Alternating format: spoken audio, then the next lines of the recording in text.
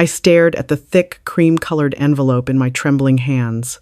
The heavy gold leaf calligraphy spelled out my name, but the invitation inside was a twisted joke, a knife straight to the chest. Isabella Hastings and Gabriel Davies request the honor of your presence. My sister, my fiancé, my nightmare. And as the tears dried, a cold realization settled over me. I was going to RSVP yes. My name is Chloe. For 28 years, I lived an unapologetically ordinary, comfortable life in the rainy, coffee-scented embrace of Seattle.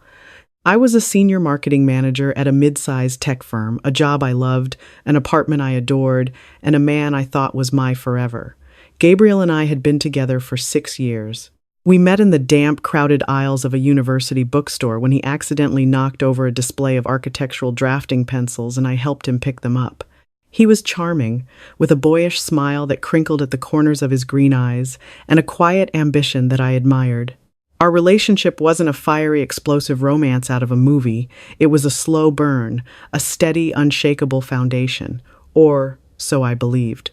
When he proposed to me on a brisk November evening at Snoqualmie Falls, kneeling in the mist with a beautiful, vintage-inspired diamond ring, it felt like the natural, perfect culmination of our lives intertwining. But my life has never truly belonged just to me. I have always shared my orbit with a chaotic, blindingly bright celestial body, my younger sister, Isabella, Bella, as everyone called her. If I was the steady earth, Bella was a hurricane. 2 years my junior, she was the undisputed golden child of the Hastings family. Where I was pragmatic and reserved, Bella was a theatrical, magnetic force of nature. She had the kind of effortless, devastating beauty that made heads turn cascading dark hair, piercing blue eyes, and a laugh that made you want to be in on whatever joke she was telling. Growing up, Bella never had to fight for attention. My parents, Arthur and Margaret, worshipped the ground she walked on. Bella's just sensitive. My mother would say when Bella threw a tantrum, Bella needs extra support. My father would echo when she dropped out of her 3rd college major. Bella had a lifelong habit of wanting whatever I had. It started with my clothes, then my friends, and eventually my high school boyfriend, a sweet boy named Ryan, whom she decided to aggressively flirt with until he broke up with me to pursue her. She dumped him 2 weeks later, claiming she was bored. I learned early on to build a fortress around the things I truly cared about. When Gabriel and I got engaged, I thought we were safe. We were adults. We had our own home, a beautifully restored craftsman house in Queen Anne. But then Bella returned from a disastrous 2-year stint in Los Angeles, trying to become an influencer. She was broke, crying, and in desperate need of a safe haven. My parents, currently remodeling their home, guilt-tripped me into letting her stay in our guest room. "It's just for a month, Chloe. Have a heart," my mother pleaded over the phone. Gabriel, ever the peacemaker, squeezed my shoulder. "Let her stay, Chloe. We have the space. It'll be fine." The first 2 weeks were manageable, but then the subtle, agonizing shift began. It started with the inside jokes. Gabriel worked long hours at his architectural firm, and often I would be asleep by the time he got home. Bella, however, was a night owl. I started waking up at 1 a.m. to get a glass of water, only to hear the low, rumbling sound of Gabriel's laughter mingling with Bella's high, bell-like giggle in the kitchen. I'd walk in, and they'd be huddled over the kitchen island, sharing a bottle of my expensive Cabernet, looking at his blueprints. "Bella has a surprisingly good eye for spatial flow," Gabriel told me one morning over coffee, his eyes bright with an enthusiasm I hadn't seen in months. "She doesn't know the difference between a load-bearing wall and a drywall partition, Gabriel," I snapped, immediately regretting the sharp edge in my voice. Gabriel frowned, his expression closing off. "You don't have to be so hostile, Chloe. She's just taking an interest." Suddenly, I was the villain. I was the jealous, neurotic older sister.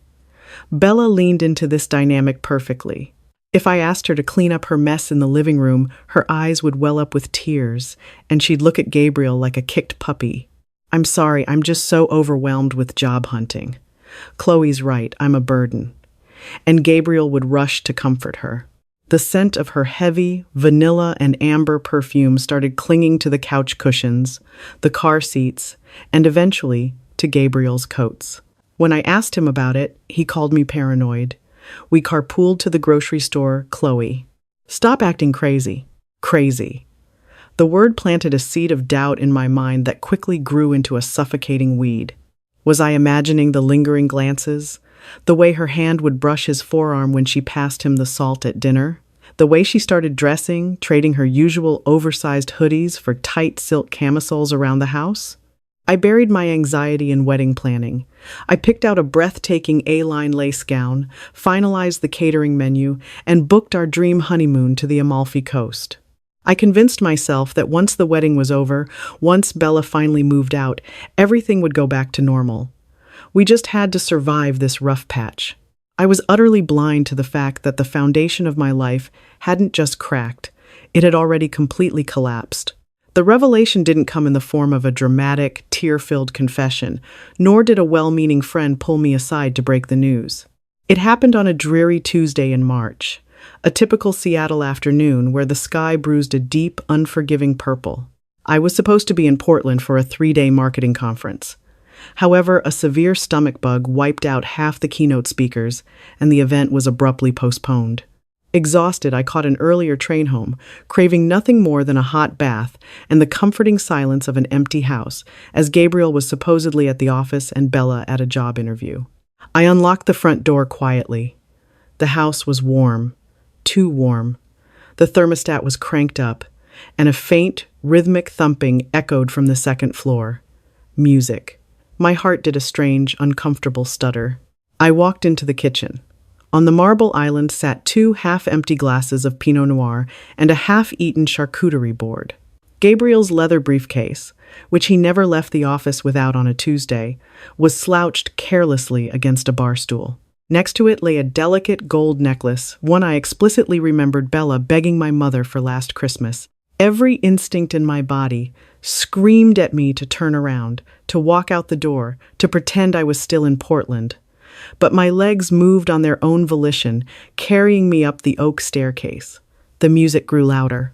It was a sultry indie pop playlist Gabriel usually hated. The door to the master bedroom, my bedroom, was ajar. I pushed it open. Time stopped.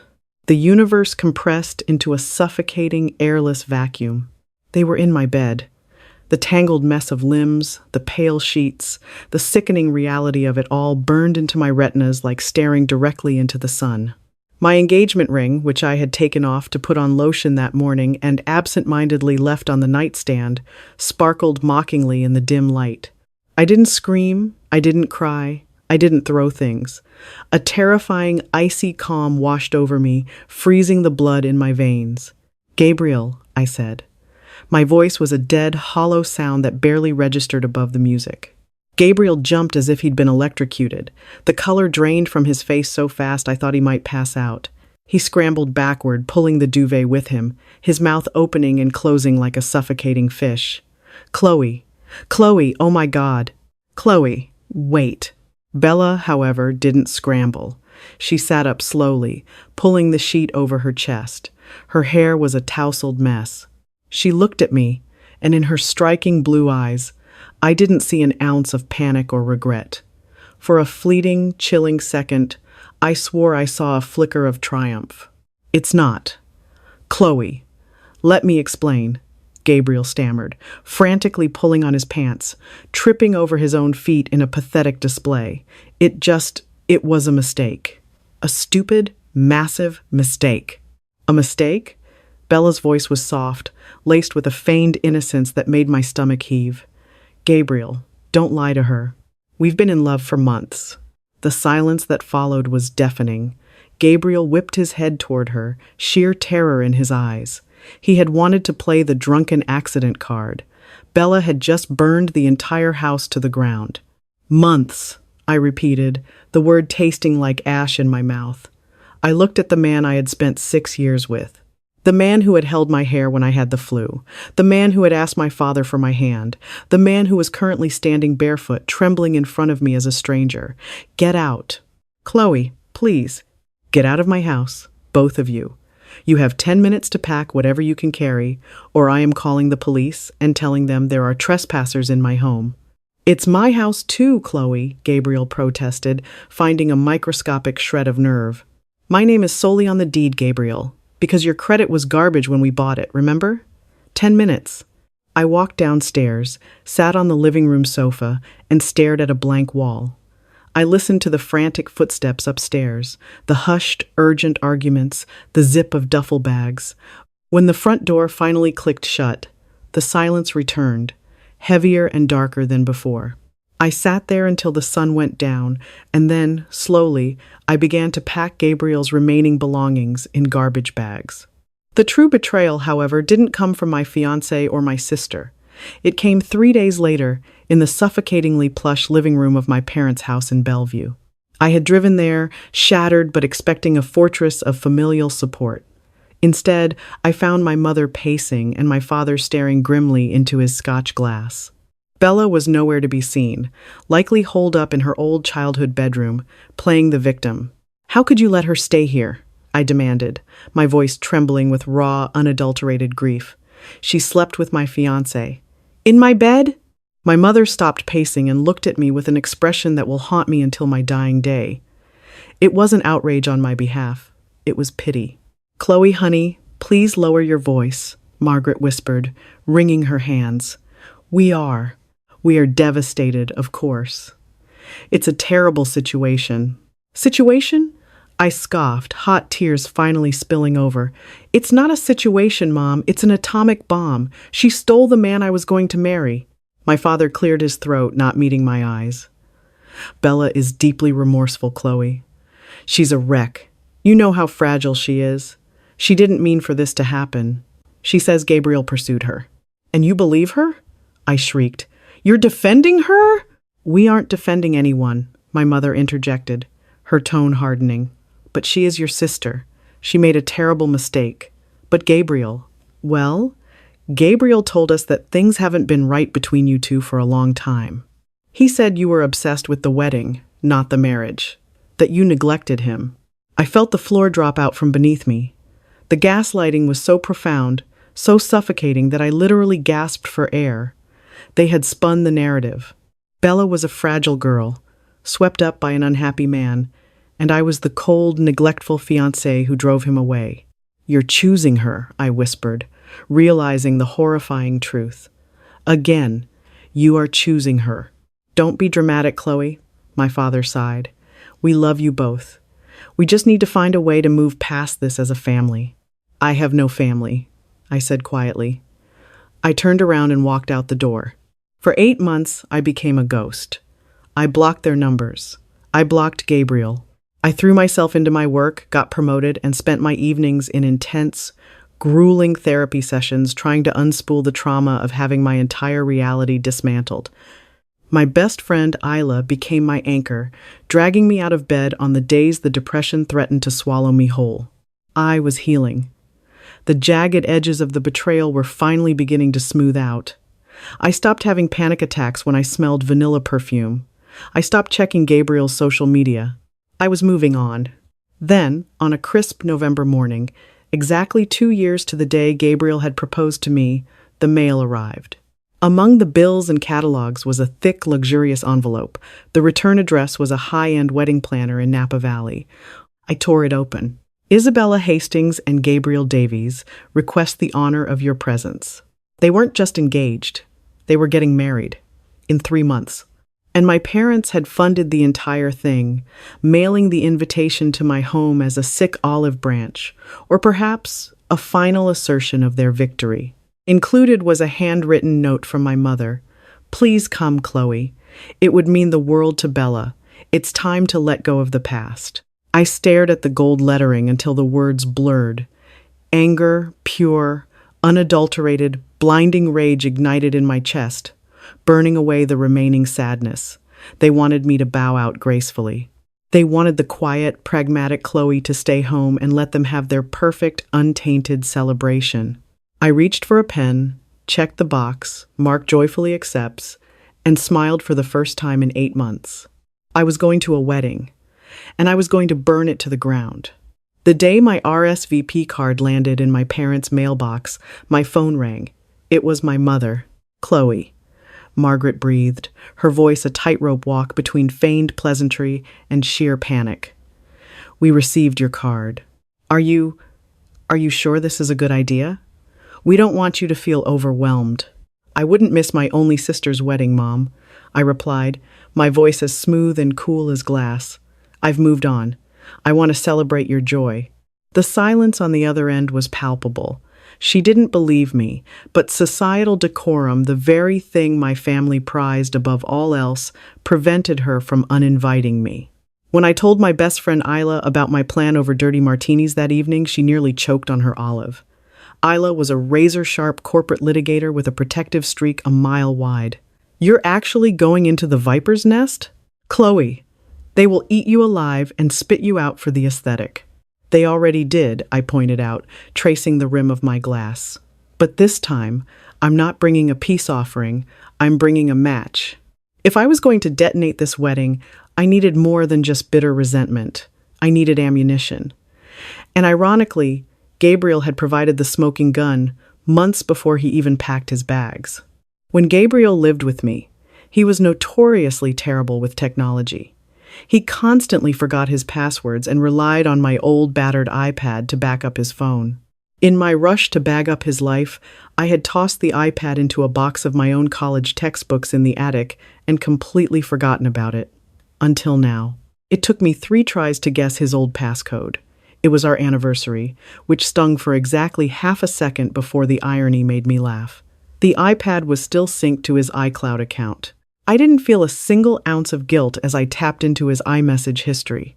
I expected to find nauseating love notes to Bella. What I found was a spectacular, glorious disaster. Gabriel wasn't just a cheater. He was a serial opportunist. His architectural firm hadn't just downsized him, as my parents had proudly told their country club friends. He had been quietly let go for gross incompetence and misusing company funds. He was drowning in debt, and worst of all, he hadn't changed his stripes. Among the messages was a thread with a number saved as SH. I scrolled back, my eyes widening.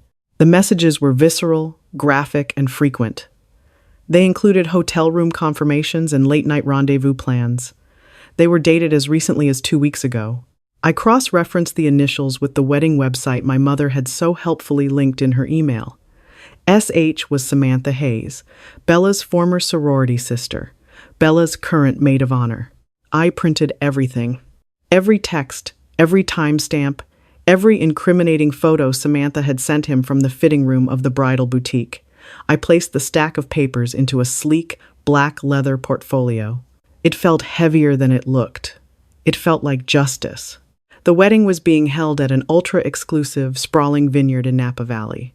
When Isla and I pulled our rental car up to the grand estate on Friday afternoon, the air was thick with the scent of crushed grapes, expensive perfume, and dry California heat. I had meticulously planned my wardrobe. For the rehearsal dinner, I bypassed the standard pastels and chose a backless, floor-length silk gown in a deep, striking sapphire. When I walked onto the terrace where the welcome drinks were being held, the chatter audibly dipped. I caught sight of my parents first. My father's jaw tightened, while my mother immediately began adjusting her pearl necklace, a nervous tic I knew all too well. Then, I saw them. Bella was draped in a pre-wedding ivory slip dress, holding a champagne flute and throwing her head back in laughter at something a groomsman said. Gabriel stood beside her, looking tan and impeccably groomed in a tailored linen suit. Bella spotted me. The laughter died in her throat. For a fraction of a second, the smug, victorious mask slipped, revealing a flash of genuine apprehension. She had expected the broken, weeping woman she left behind in Seattle. She hadn't expected someone who looked like they owned the vineyard. I walked straight up to them, a serene smile plastered on my face. Bella, Gabriel, the place is breathtaking. Chloe, Gabriel choked out, his eyes darting frantically to my mother, as if asking for a rescue. Bella recovered quickly, stepping forward to wrap me in a stiff, performative hug. "I'm so glad you found it in your heart to come, Chloe," she whispered, her voice laced with honey and venom. "It shows real maturity to let go of the past." "Oh, absolutely," I replied, pulling back and looking her dead in the eye. "I wouldn't miss tomorrow for the world. I have a feeling it's going to be unforgettable." The rehearsal dinner was a masterclass in psychological warfare. I sat at a table near the back with Isla, sipping my sparkling water and watching the theatrical display of my family's delusion. My father stood up, tapping his fork against his crystal wine glass. To Bella and Gabriel, Arthur boomed, his face flushed with expensive Cabernet. This past year has shown us that true love conquers all obstacles. It takes courage to fight for what you want, and these two, well, they are the bravest people I know. To family, the room echoed. I raised my glass, catching Gabriel's eye across the room.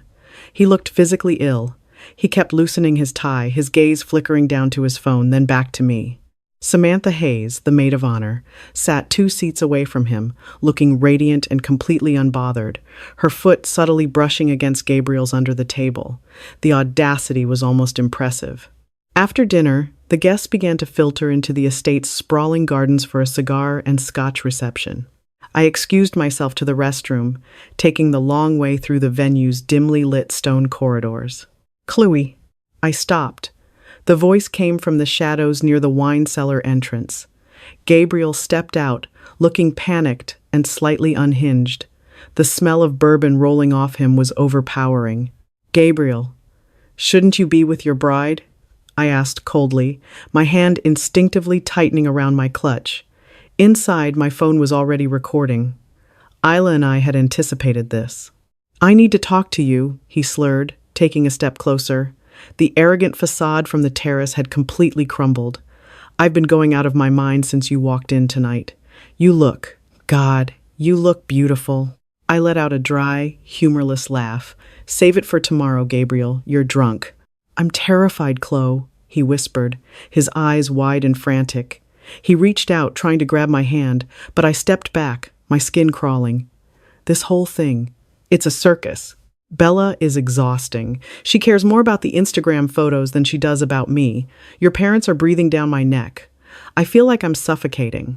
You chose this, I reminded him, keeping my voice perfectly level. I made a mistake, he hissed, leaning in closer. A massive, stupid mistake. You were my home, Chloe. You were safe.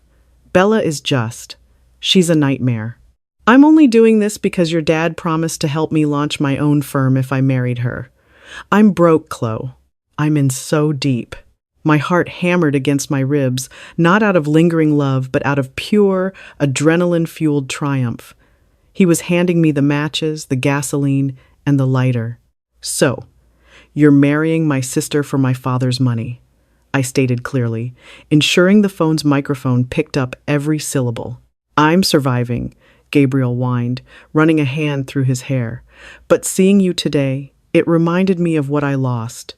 Tell me to call it off, Chloe. Say the word and I'll walk away from all of this.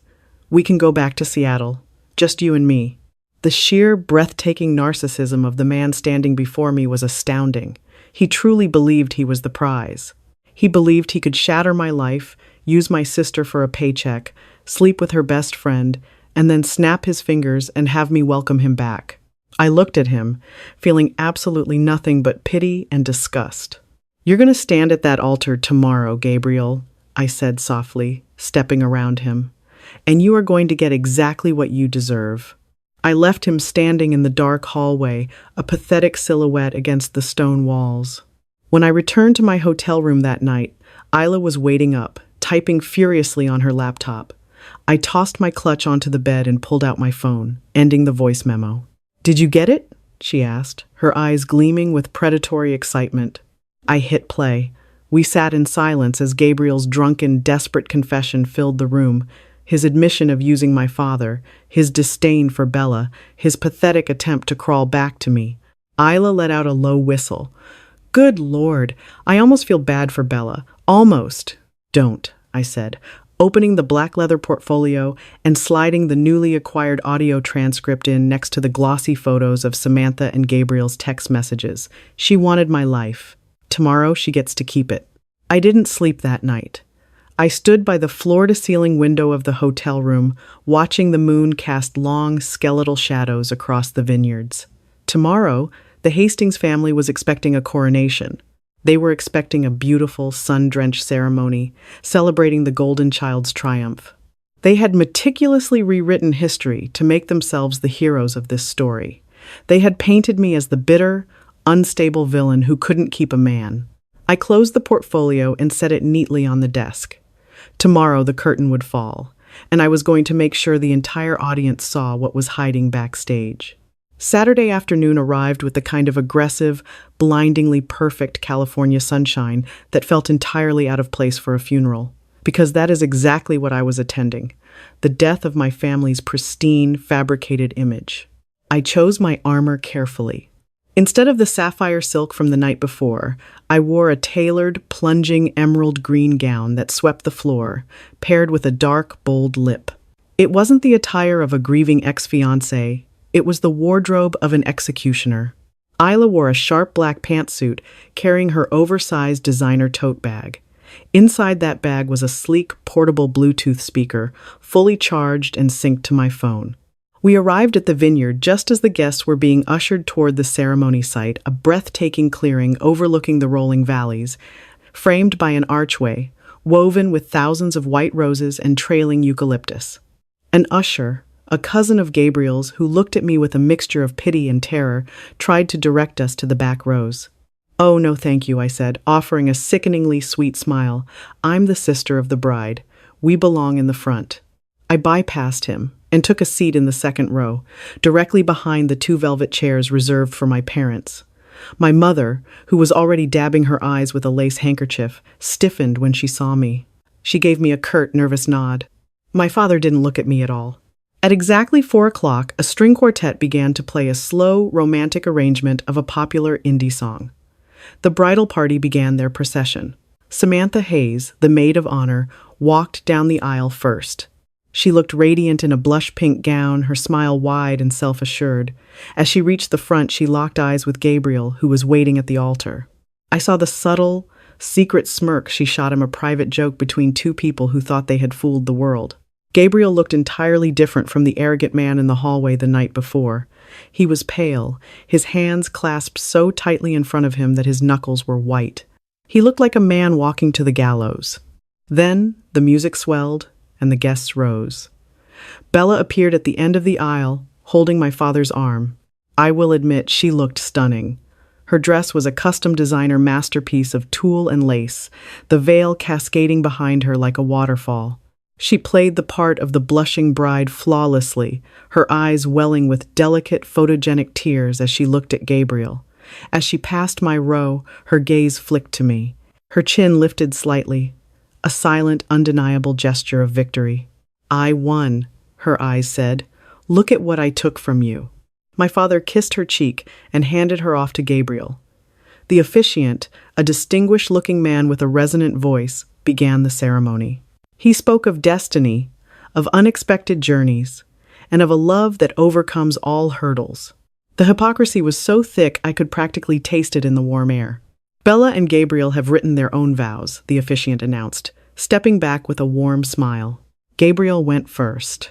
His voice shook. He stumbled over the words he had likely copied from a Google search the night before, speaking vaguely about Bella's beauty and her spirit. He avoided looking at the audience, keeping his eyes glued to the index card in his trembling hands. Then it was Bella's turn. She handed her bouquet to Samantha and took a deep breath, her voice amplifying through the expensive lapel mic attached to Gabriel's jacket. "Gabriel," she began, her voice dripping with theatrical emotion. "When I first came home to Seattle, I was lost. But you were a beacon of light in a dark place. You saw the real me." She paused, and I watched as she deliberately shifted her gaze from Gabriel, looking directly over his shoulder to lock eyes with me in the second row. "It took a while for us to find each other," Bella continued, her voice amplifying across the silent vineyard, "and I know our journey was unconventional. Some people might not understand the choices we made. But sometimes you have to break a few things to build a beautiful life. I am so glad my family is here today to witness what true, authentic love really looks like." A low murmur rippled through the crowd. It was a direct, unmistakable jab. She wasn't just rubbing my face in her victory. She was demanding my submission in front of 200 people. That was the cue. The universe had practically gift-wrapped the moment. "Actually, Bella," I said. I didn't shout. I didn't need to. In the pin-drop silence of the ceremony, my voice carried with the sharp, chilling clarity of a cracking whip. I stood up. The collective gasp from the guests was audible. My mother's hands flew to her mouth, her eyes wide with sheer terror. "Chloe, sit down!" she hissed frantically. I ignored her. I picked up the heavy black leather portfolio from the seat next to me and stepped out into the aisle. "What are you doing?" Bella demanded, the sweet bridal facade instantly shattering into a scowl. "Security! Get her out of here!" "I brought a wedding gift," I said calmly, taking slow, deliberate steps toward the altar. And seeing as we are sharing our truths about authentic love, I felt it was only right to present it now. I stopped right behind my father's chair. I leaned over and placed the black portfolio directly onto his lap. "Dad," I said, my voice steady. "Before you write Gabriel that check to start his architectural firm, because we all know he was fired for embezzlement last year, you might want to read the first page." My father's head snapped up, his face draining of color. "Embezzlement? What are you talking about?" He tore open the portfolio. The first page was a printed copy of Gabriel's termination letter, neatly hacked from his iCloud files. "Chloe, you are insane!" Gabriel shouted, his voice cracking in panic. He took a step toward me, but Isla, who had quietly stepped into the aisle behind me, gave him a look so lethal he froze in his tracks. "Am I?" I asked. I turned back to the crowd. Last night, the groom cornered me in the hallway. "Isla, do you have the audio?" Isla reached into her bag and pressed a button. Suddenly, Gabriel's drunken, slurred voice blasted from the portable Bluetooth speaker she held, loud enough to echo off the vineyard walls. "This whole thing, it's a circus. Bella is exhausting. She cares more about the Instagram photos than she does about me. I'm only doing this because your dad promised to help me launch my own firm. I'm broke, Chloe. I'm in so deep." The silence that followed was apocalyptic. It was the sound of a bomb detonating in a vacuum. Bella staggered backward, her face twisting in horror. She looked at Gabriel, who looked like he was about to vomit on his linen suit. You said that," she whispered, her voice trembling. "Wait," I said, holding up a finger. The adrenaline was singing in my veins, a cold, majestic fire. "I'm not finished. Bella, you told me I was the obstacle to your true love. But it seems Gabriel has a lot of love to go around." I reached into the portfolio on my father's lap, bypassing his shaking hands, and pulled out the thick stack of glossy, printed text messages and photographs. I walked up the 3 wooden steps to the altar. Samantha Hayes was frantically trying to back away, her eyes darting around for an exit. I dropped the stack of papers right at Bella's feet. They scattered across the white petals dozens of explicit texts, hotel receipts, and a particularly damning mirror selfie of Gabriel and Samantha taken in a bridal suite just 2 weeks ago. "You might want to ask your maid of honor where she was the weekend of your bachelorette party," I said to Bella, whose eyes were wide and unblinking as she stared at the photos on the ground. "Samantha?" Bella choked out, whipping her head toward her best friend. "Bella, I swear it meant nothing," Samantha cried, immediately bursting into tears and throwing her hands up defensively. "He initiated it. He said you were driving him crazy." "You sleeping with my fiancé meant nothing?" Bella shrieked, lunging forward. Absolute, unfiltered chaos erupted. Bella tackled Samantha, the two of them going down in a tangle of blush silk and white tulle. The floral art shuddered violently as they crashed into it. Gabriel tried to pull them apart, only to catch a sharp elbow to the nose from Samantha, sending him stumbling backward with blood streaming down his face. The guests were on their feet, shouting. My mother had fainted, slumping dramatically into her velvet chair. My father, his face purple with a rage I had never seen before, marched up to the altar, grabbed Gabriel by the lapels of his ruined suit, and began dragging him away from the screaming women. "You're done," Arthur roared. "I'll see you in prison, you parasitic fraud." I stood in the center of the madness for one long, deeply satisfying moment. The vineyard, the lies, the betrayal, it was all burning down around them, ignited by their own arrogance. I turned around, walked down the aisle, and linked arms with Isla. We didn't look back as we walked out to the parking lot, the sound of sirens beginning to wail in the distance. The California sun felt incredibly warm on my skin. It has been a year since the Napa disaster.